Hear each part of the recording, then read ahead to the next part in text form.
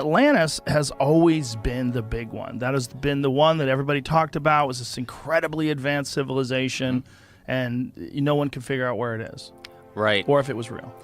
I think that Atlantis, because surely that wouldn't have been necessarily the name just through like the change of language, over, let's say, 12, 13,000 years ago, which would be the time frame. So like surely there would be several different changes of language, but I think it represented a civilization that was doing great things. They were more global than what many people think would be possible. Atlantis was said to be a kingdom made up of, or an empire, made up of 10 kingdoms.